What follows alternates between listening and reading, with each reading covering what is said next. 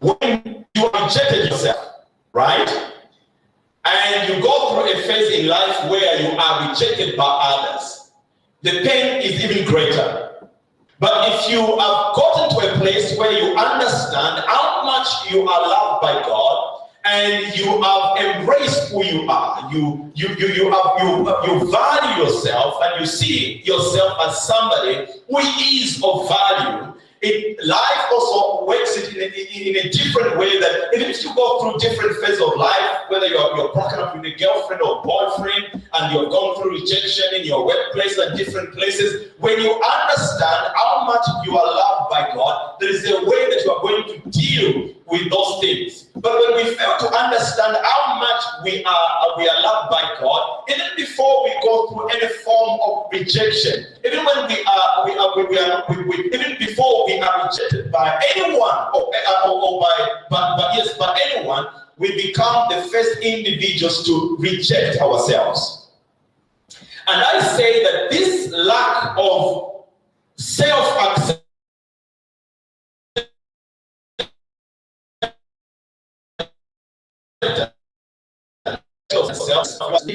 saying that you are worthless.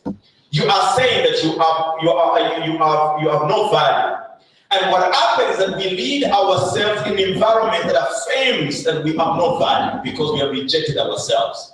When I also give an example that there are individuals that actually break up in relationships because somebody loved them so much, and because they saw themselves as somebody who is unworthy of being loved, they walked away from those relationships that actually demonstrated love towards them. But you also find that others stay in abusive relationships. No matter how much you counsel them, no matter how much you try to advise them, they will stay in an environment that continue to abuse them. The issue is that these type of individuals lack the experience of the love of God. Because when you experience the love of God and you understand how much God loves you, there is a way also you are going to carry yourself. There is also a way that you're going to, there are things that you're going to accept, and there are things that you're going to be to reject, because you fully understand what the love of God is. Before I go further to other 3 points that speaks about the love of God, I want to make this point to you. If you are struggling with self-rejection, you don't need fame, you don't need money, you don't need marriage, you don't need a girlfriend or a boyfriend to actually make you feel worthy. What you need basically is an encounter with God's love. Because what happens is that we think that when we devalue ourselves, what we normally do is that we start to look at external things. And we begin to say, oh, if I get a beautiful woman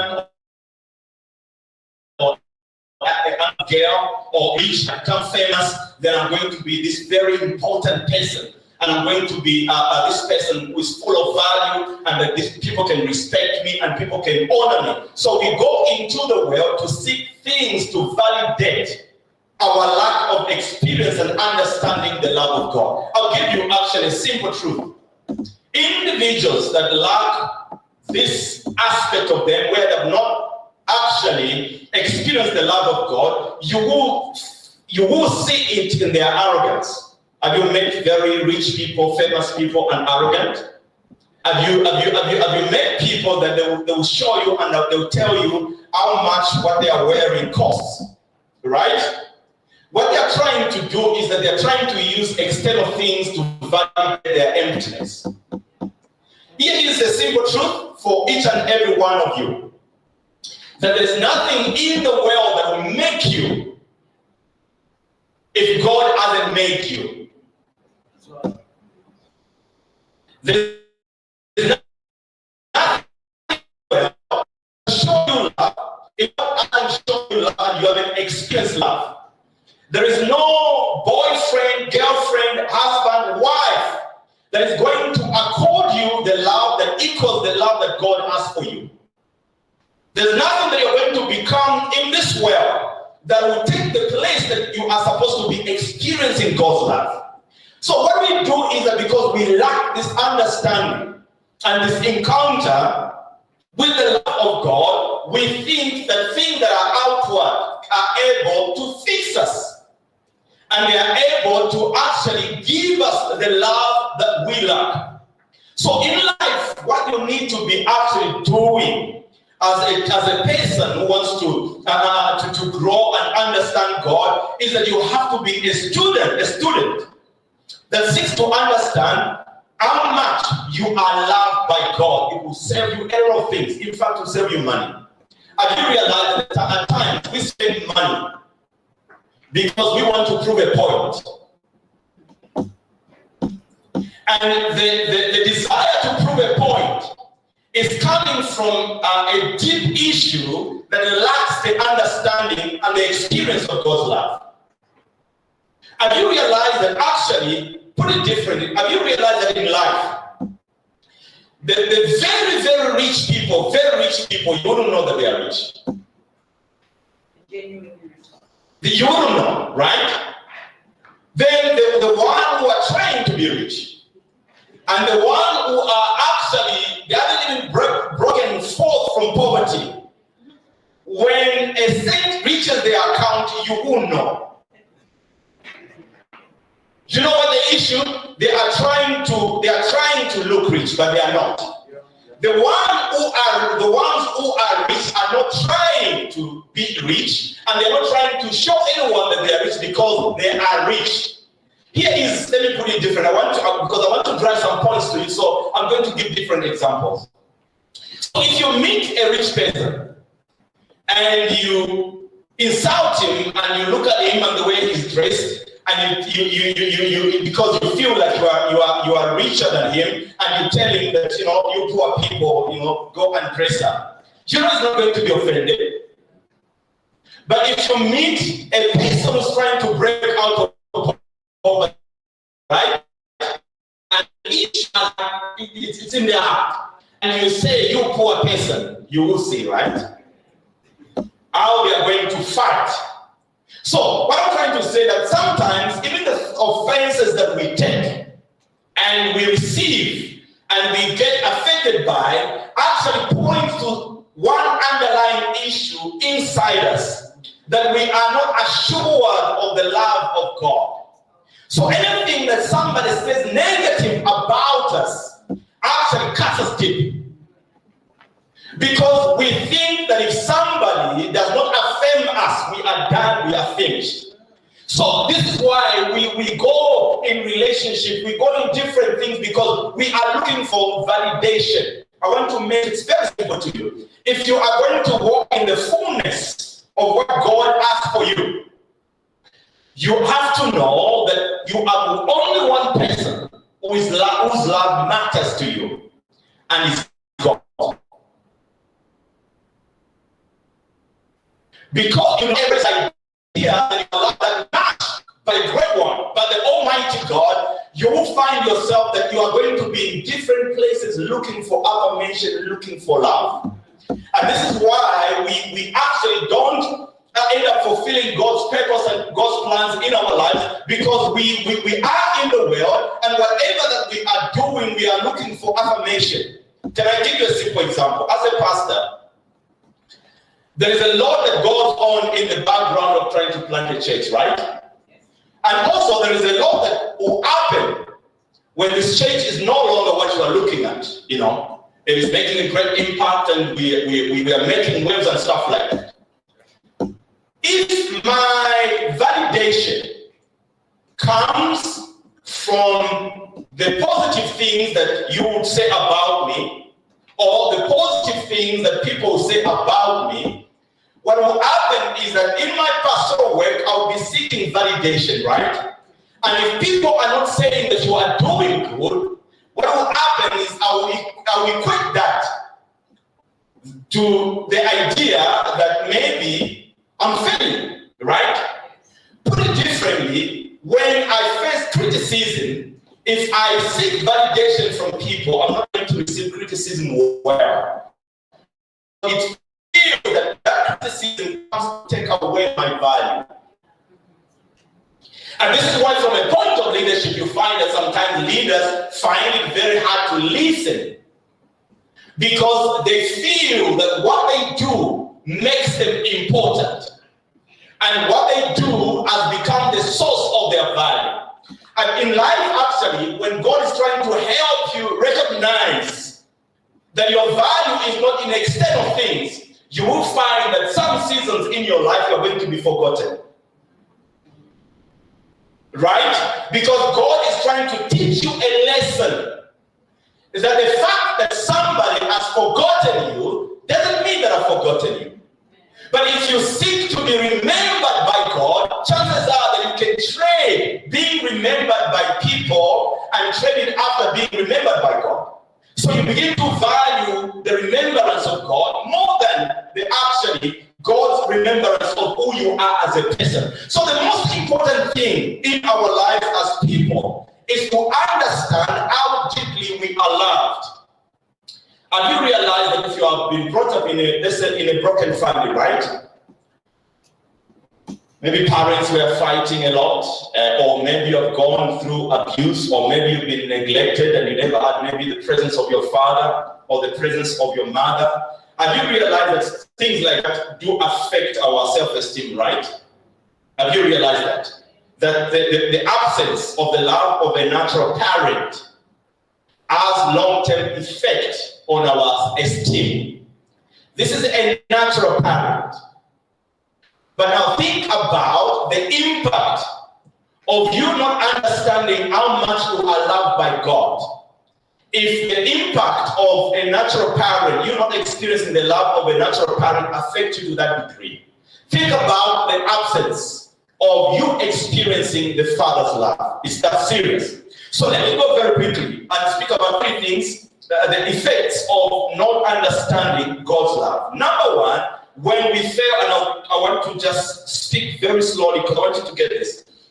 When we fail to understand how much we are loved by God, the result of that is that we live actually ungodly lives. This is where we pursue our worldly pleasures. So, from a pastoral point of view, from a Christian point of view, from a biblical point of view, go understand that the rebellion in people's lives is not because they have chosen to be rebellious. It's either they have blocked themselves from experiencing God's love, or they have actually not understood how much they are loved.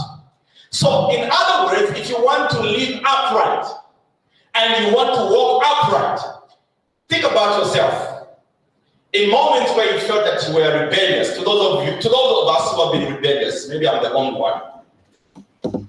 Personally, in seasons where I felt that I didn't want to do anything that has to do with God and what it requires from me, what was at the core of my being was maybe pain, and in that pain, I forgot how much I'm loved by God.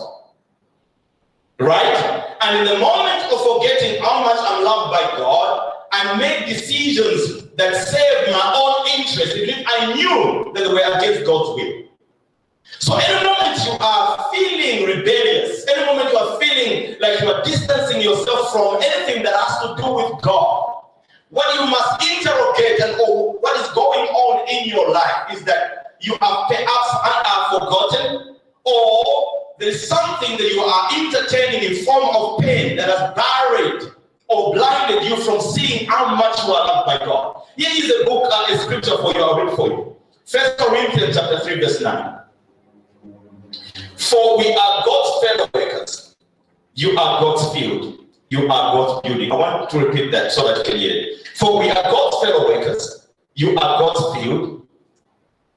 You are God's building. The context of Corinthians, that these guys were church people. They were born again. They were saved, right?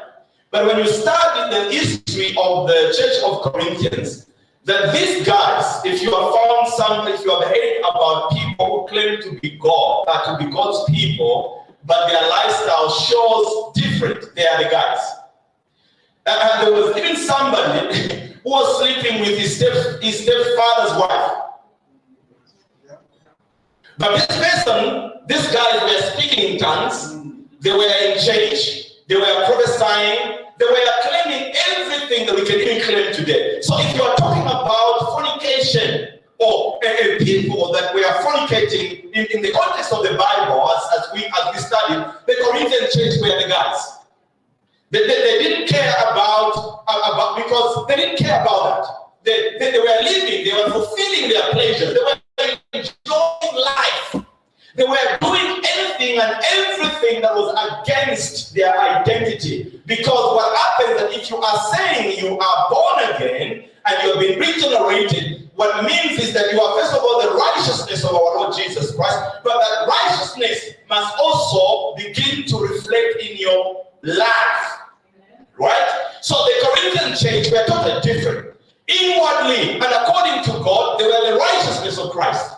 But according to their conduct, they were living as though they have not even heard the gospel. So Paul, in trying to address their issue, didn't go to them and say, you guys are going to hell. He didn't go to them and preached condemnation to them and blasted them and insulted them and challenged them and caused fear. He goes to show them who they were.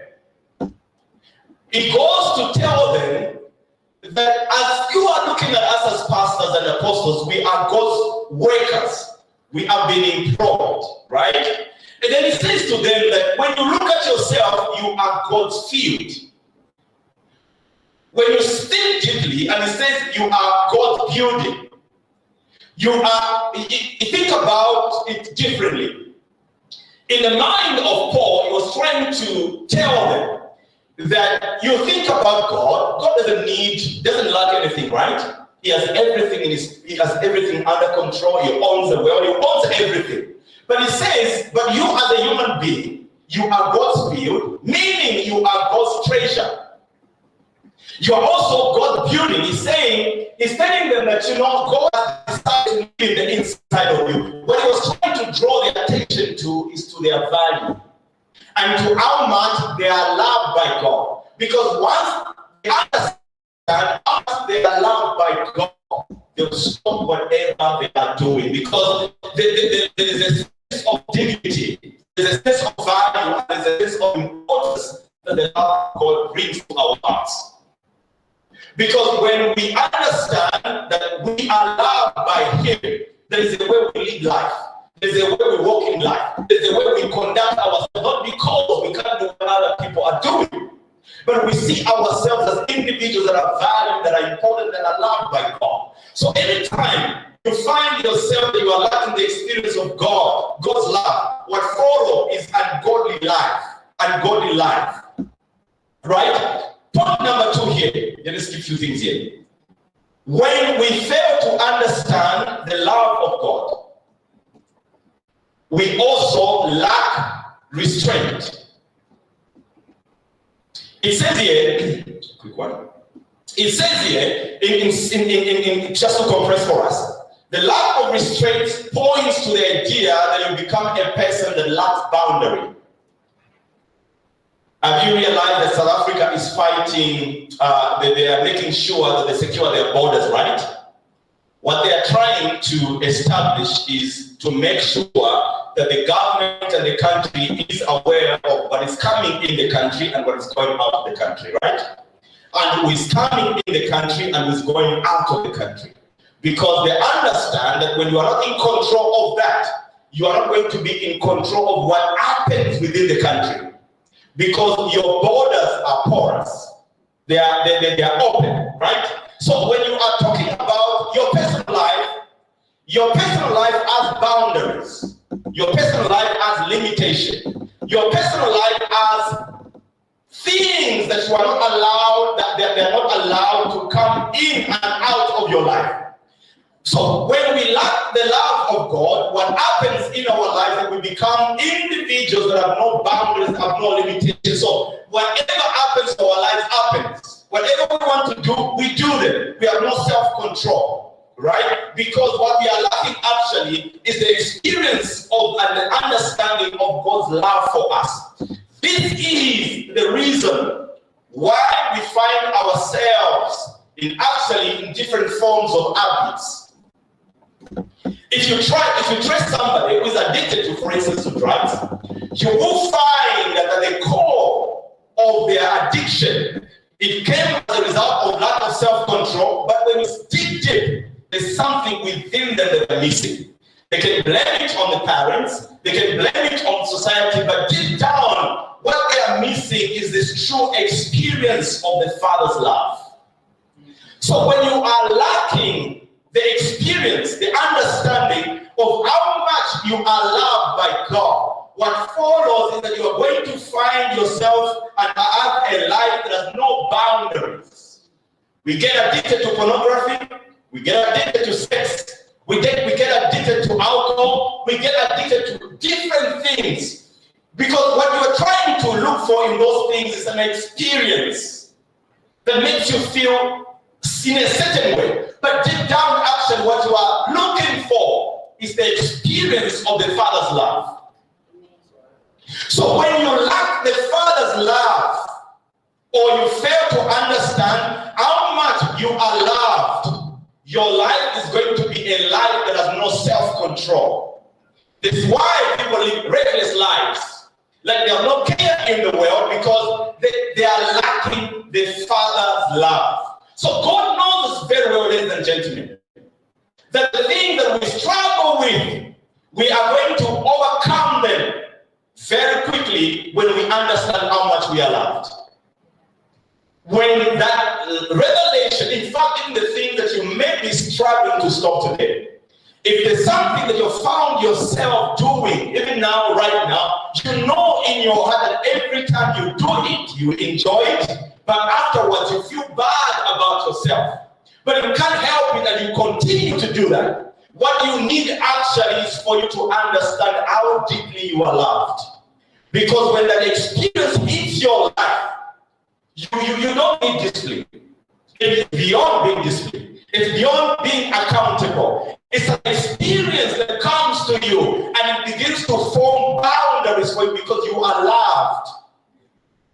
When you fail to understand that you are not loved, that you are loved by God, it doesn't matter where you throw yourself. It doesn't matter what you do. In fact, it's we naturally destroy ourselves. And in that natural inclination of trying to destroy ourselves by certain things that we are involved in, it's actually a cry that your heart needs an experience with the Father's love. So today I want to encourage you that in the love of the Father, when He looks at you, He's not ashamed because of the things that you have done. He's not ashamed of the things that maybe you are doing right now. He's not ashamed of your life. In fact, His life is had wills and wishes that you can come to this revelation and understanding how deeply you are loved by Him.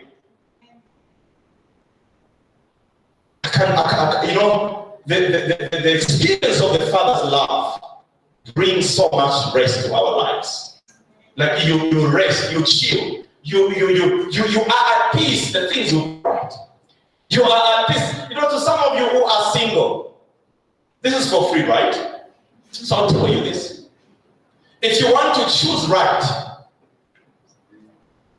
don't look at the clock.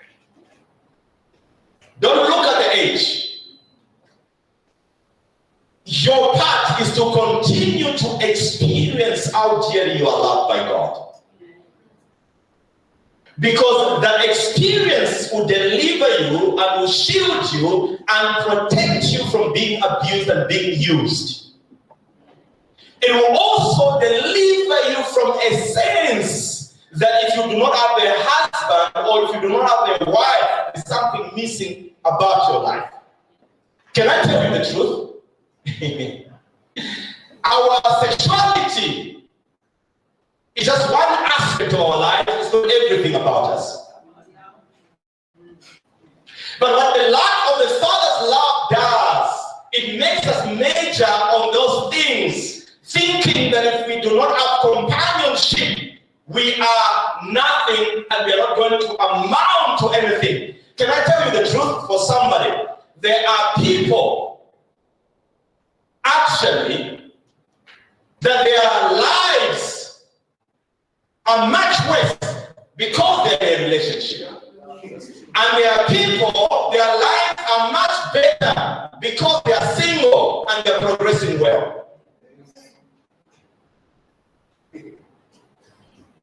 So don't be caught up in this idea that your life is nothing if it doesn't have a man or a wife or a woman in your life. No, you are much more than that. But if you do not understand that you are much more than that, you are going to have hookups and hookups and after hookups, and at the end of the day, you know how you feel. You don't feel good about yourself. God is the only one that when you encounter him and you continue to encounter him, there's such a joy. You know, you can coach you about building self-esteem and have a good self-concept of yourself and stuff like that. Let me tell you the truth. There is nothing that has the power to rearrange you at the core of your being than the love of God. There's nothing. Here's another point.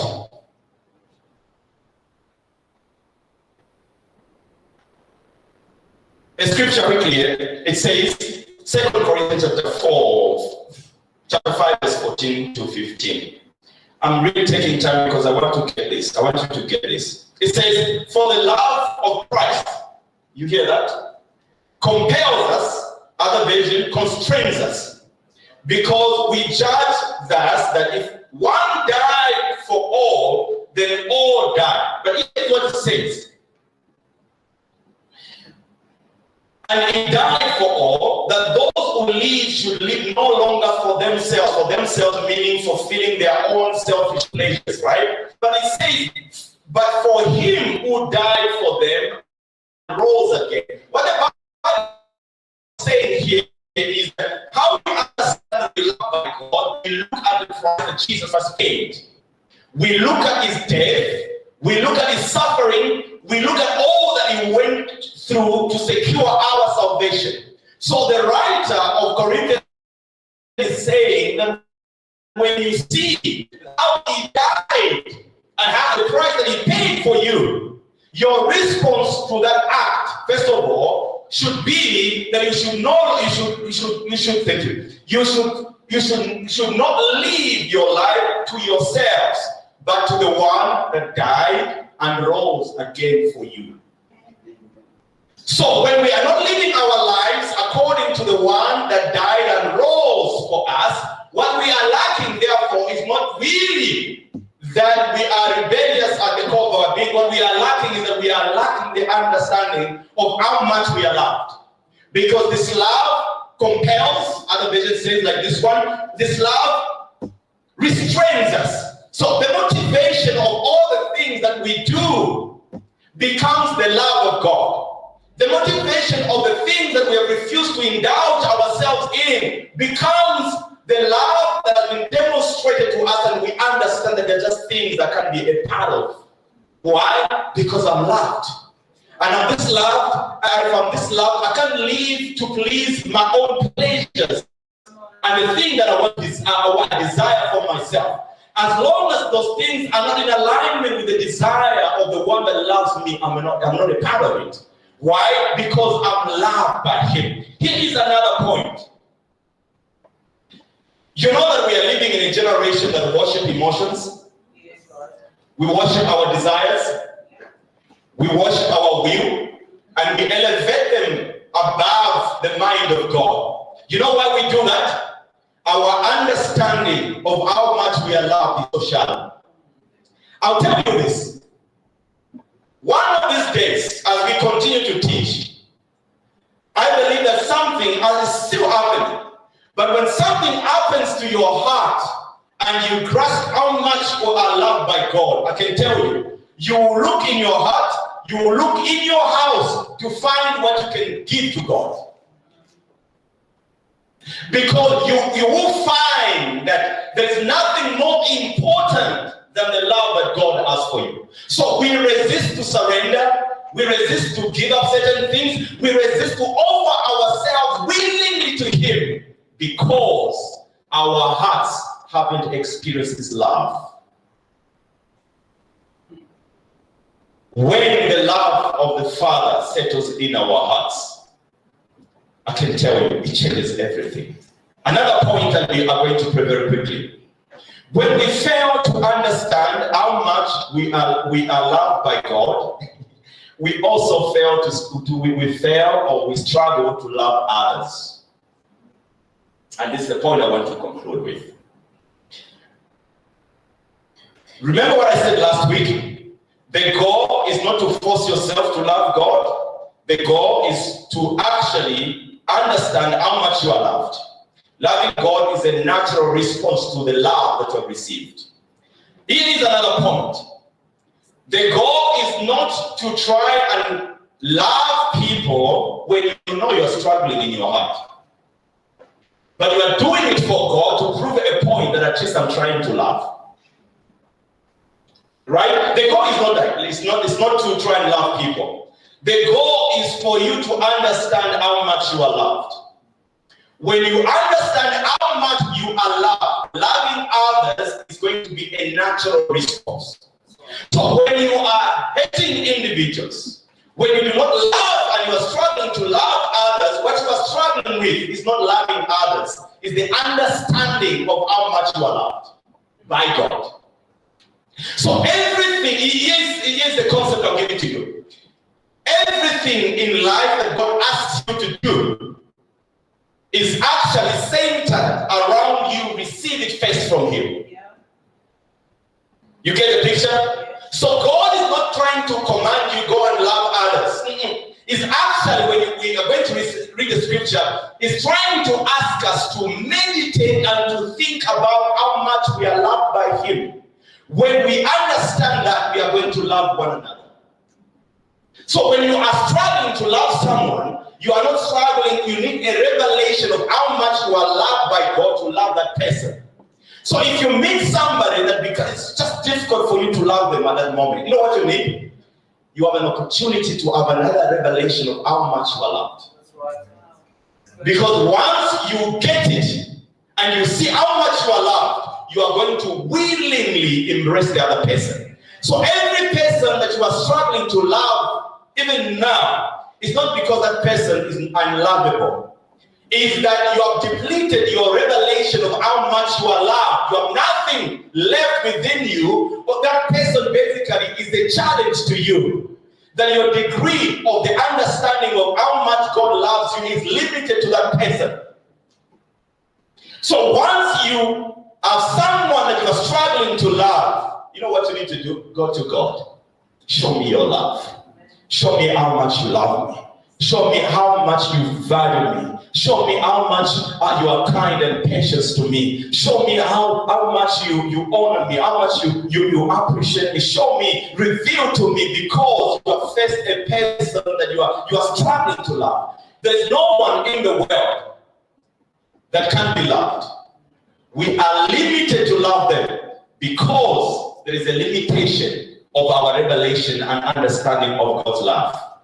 I'll read a few things for you here this morning. To some of you that are planning to actually get in a relationship and get married, I refer to this because I can see some of you are single, some of you will get married and stuff like that. I'll give you a simple example, a simple lesson here. One of the reasons why marriages are failing and relationships are failing is because our love is Hollywood based. We watch a movie and we clarify that as love, right? And we fail to sustain relationships not because the people we are relating with can't be loved. Our limitation and our poverty lies in the issue I'm talking about. Is that first of all, we want to say I want to love my boyfriend or my girlfriend or my wife and my husband, but we have less experience and understanding of how much we are loved by God, me as a person. Because if I don't understand how much I'm loved by God, there's no way I'm going to give it to my wife. You get it? Let me also say this to you. You can only be to others what you are to yourself. If you are mean, if you are unkind, if you are selfish, if you are self-centered, if you are not generous, if you are impatient, whatever thing that you are, that is what you are to yourself first. Am I making sense here this morning? Yes. If you are loving to others, that's your first experience. That's what you are to yourself. So if you are empty within and you are void of the Father's love for you, there is no way you are going to give it to your partner. So it means that actually, the people that abuse, they are the first abusers to themselves. Because if I'm not abusing myself in one way or another, there is no way I'm going to abuse my wife. So it begins at my personal level, and that lack of understanding of how much I'm loved by God as a person, what it does is that it makes me impotent, if I can put it that way, of extending the same love to my partner or to other people, because I haven't experienced it to myself. So if I'm kind, I'm patient to myself, and I care for myself deeply because I understand how much I'm loved by God. Sharing and showing that aspect to the other person will be a natural thing. And here is the deep thing as well. Some of us are so void and empty of the Father's love, we think that the other person can give that which we lack, that only God can give. So if I'm lacking God's love for me, I'm going to burden Francis to love me. And I'm demand love from Francis, but actually my heart has misplaced where it should be demanding love. That Francis should not be the one to give me love. I come loved by God, then I relate with Francis as my brother. Then I'm not meant to burden him. Are you getting me? So, if you get in a relationship and you are empty of the Father's love, you are going to burden your partner. Because you'll be demanding the love that God should be giving you from your partner. And the partner, it's impossible for them to give that which only God can give.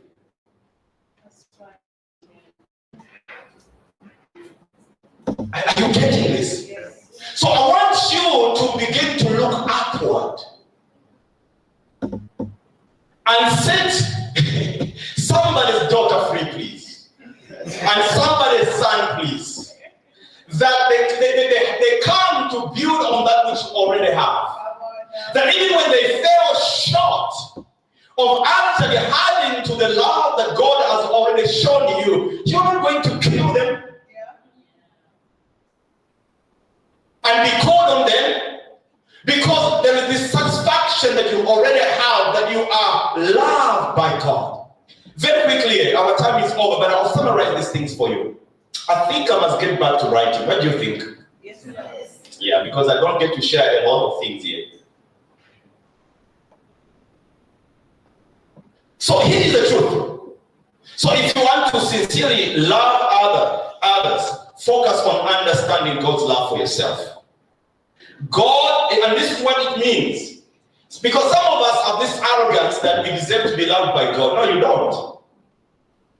So what the Bible is trying to say is that each one of us have always been in a state where we are supposed to be dropped and rejected by God. But God loves us so much that even the state where we are supposed to be rejected by Him is always with us. Even when we have walked away from Him and we have said a number of bad things about Him, God is not going to turn your back. It's back from you because you made a comment about Him that He doesn't care about you, and it said, okay, you say I don't care about you, I'll dump you and leave you.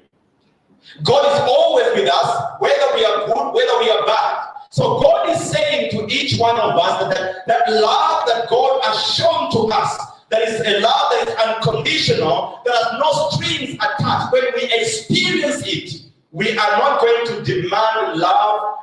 We're not going to demand anything from other people. It means this, that when I've experienced the love of God, I'm not going to demand my wife to be better before I love her.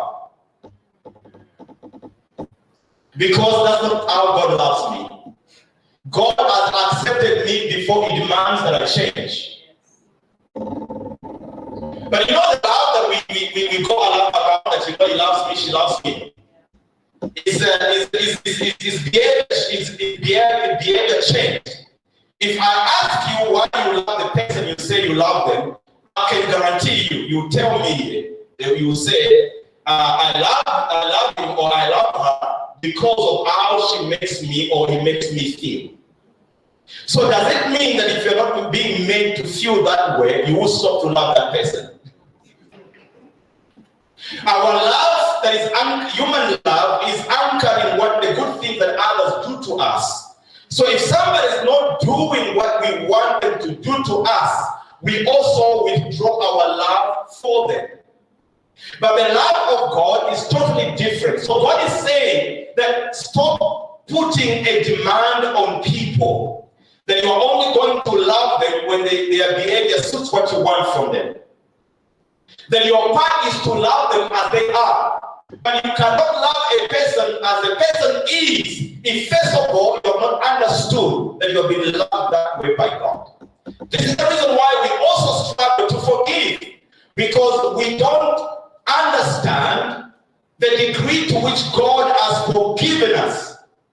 So when someone fails to call you, or somebody fails to fulfill the promise, you hold it against them because you think that's a big sin. It's a big thing that they have done against you. Right? We